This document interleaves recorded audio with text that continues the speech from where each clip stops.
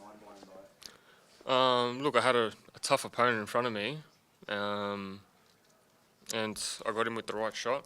Again, I worked a lot on power this camp. As you can see, my physical shape is I'm getting bigger and stronger.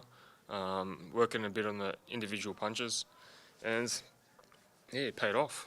Did you feel that was the one area that you needed to focus on a little bit more at the moment, was power? Yeah, yeah. I wanted that one stinging shot that puts opponents into a dazzle, and that's what happened. And is it fair to say that you would agree that from now on going forward you need, and I take nothing away from Don Norman, but you need elite level opponents from now on? I need world top five in the world. He's top 15, but I want top five. Any names, Tim? Well, look, this was a world title eliminator for me. So there's only one. There's only two names that are on the hit list right now, and that's Castano and Teixeira. Does, How special would it be for you if you're able to get that fight against whichever guy it may be here, at least somewhere in Sydney? That's more for my fans, for them to experience. For me, of course, I wanted to be here to be fighting in front of my fans. Of course, just give me a ring, and that's all I need. Tim, good to get obviously the first round knockout. Would you like to go a bit further in the fight? Get a few more Look, it came early. I can't complain. I didn't get hit. This is a dangerous sport, so I can't complain about it. Finishing in round one. Michael Zaraffa's here. He thinks he's a really good chance of getting it next. Is he? Look, I want the top five in the world. My manager's got a plan for me. At the end of the day, he just lost to Jeff Horn, and he's fighting Mundine. So I think he's in his own little bubble. When do you want this fight, Tim? Like, do you have a time frame when you want to get these fights done? The world title? Yeah, or the Next. opponent, obviously. Next. That's it. I honestly, I thought I'm done with Australia. I want the Mexicans, the Americans, the top level boys. How do you, Tim, how do you assess what you've done? Because, you have literally cleaned out your backyard. Everyone that was there that you could have fought, you have, and you've hurt them badly. In some cases, embarrassed them. How do you assess where you're at now? Getting more and more mature. Again, I just turned 26. I haven't even reached my peak. I've got another 3 years until I reach my peak. That's why I wanna have the best experience, have the best fighters to be fighting right now. Do you think they'll come here, Tim? I think if we're doing shows like this, why wouldn't they? You can fight in front of no one in America, or you can fight here in front of a big crowd. But is it non-negotiable for you, or if he says you can have the shot at the belt, you got to come here? Oh, 100%. I'm flying straight there. Tim, I feel like you've grown into yourself over the since the Jeff Horn fight. That was part of it, but I feel like you're here now and everybody knows it. Is that how you feel? I don't really pay attention to that, in all honesty. I'm a very goal-driven person. I set myself a goal, and the goal keeps climbing up. Unfortunately, that's what makes me keep being so obsessed with my training, and that's what allows me to get up each morning. You were supposed to have a holiday. What's happening?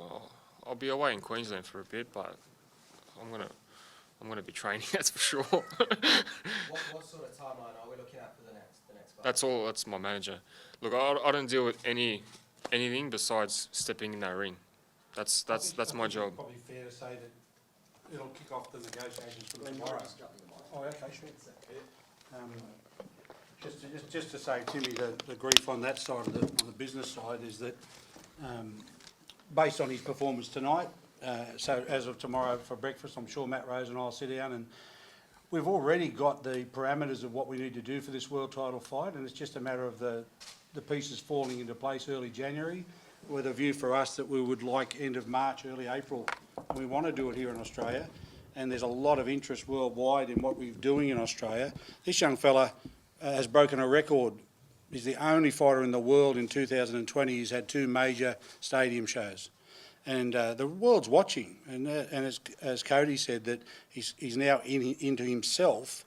Well, what you've seen is an evolution, and now the world knows that Tim Tszyu is ready for the world stage. So we're looking early, and we'll be negotiating and starting to get ready for that as of tomorrow.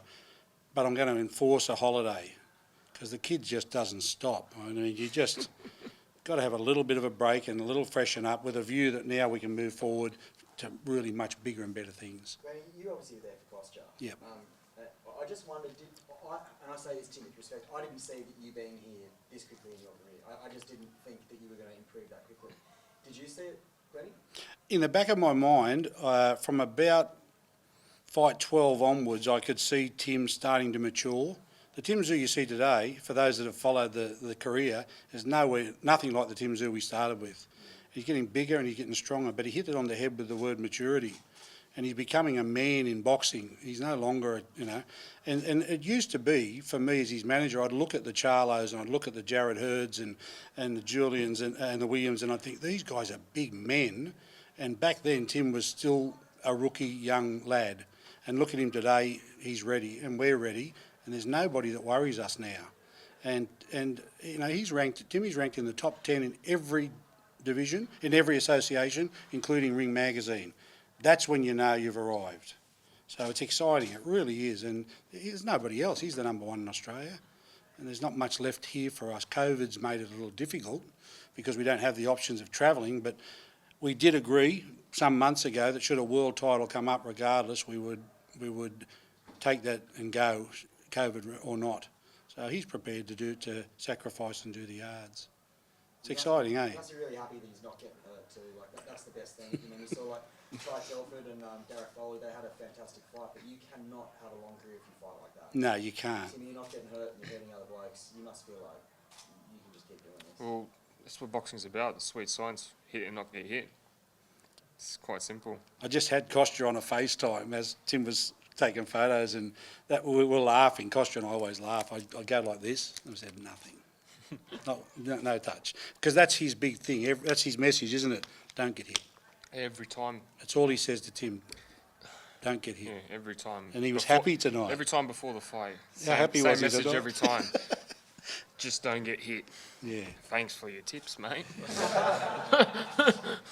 And we know that some of these guys that Tim's going to face in the future are going to hit him. We know that.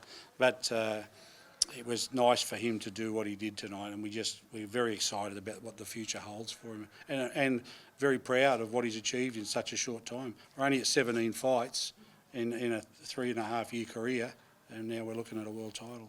We briefly touched on the other day, Timmy, about you saying that you wanted to win a belt and move up to middleweight. Do you have a view yet of where you might like to stay, or do you want to be one of those fighters that cleans out divisions and moves on to the next one? Well, look, one step at a time. Let's get the world title first and then talk about other stuff later. The exciting thing about his division is that if he wins this next title, one fight after that, it could be unification, because these guys carry all the belts singularly today. Charlo's got the lot, and I've got to tell you, the long vision for us is if he can knock over Castano or Teixeira, then we'll be knocking on a certain door. There'll be he's not a kid that sits around and waits. Have there been discussions there with those guys? No. But we won't die waiting, Coach, I can assure you.